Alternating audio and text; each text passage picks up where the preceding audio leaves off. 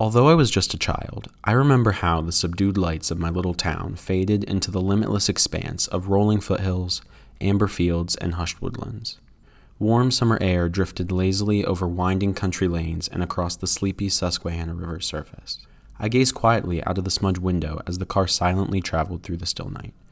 As we drove, sun-baked asphalt gave way to soft dirt as Mom pulled down an unfamiliar stretch of road. A lightly trodden trail led a clear path towards the summit of a grassy hillside. As we reached the top, Mom brought the car to a rest and shut off the blinding headlights. "Hop on out, I have something to show you," Mom said as she unlatched the car door. She laid down a small picnic blanket and patted the ground beside her. "Come sit." I snuggled up beside her and she wrapped a quilt around the both of us. "Look up at the sky," she gestured upwards toward the cloudless night. The view of the stars only hindered by a solitary elm with which we shared that hilltop. A streak of light arched across the sky, grazing the heavens on its descent to the earth.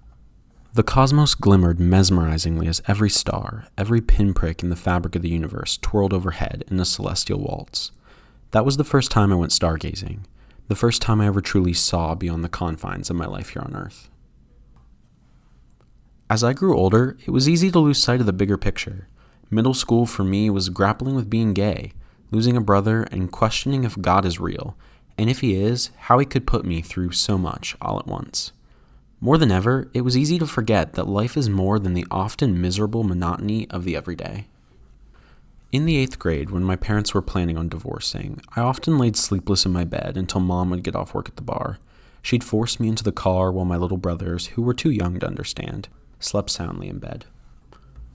On the drive, we'd talk about nothing and everything, while I'd gaze out the window as I had as a child, and we'd go back to that spot where we'd stare at the silvery stars, and suddenly all those worries would seem insignificant. Whenever I sit on a grassy hillside looking up at the sky, in my mind's eye I picture how massive the star Betelgeuse is, and recall that I'm a speck of stardust in the vast expanse of the cosmos. I find myself simultaneously feeling so insignificant that my problems evaporate, and so intertwined with the fabric of the universe that I no longer feel alone, despite the vast nothingness surrounding me. I believe in stargazing because nothing is as humanizing as laying in a field with someone you love and admiring the soft glow of the Milky Way.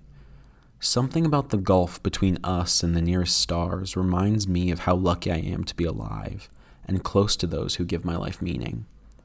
Those stars may be grandiose, they aren't capable of love and suffering, and so in the same way their size makes me insignificant, those lifeless balls of gas floating in infinite nothingness remind me that my problems are valid too.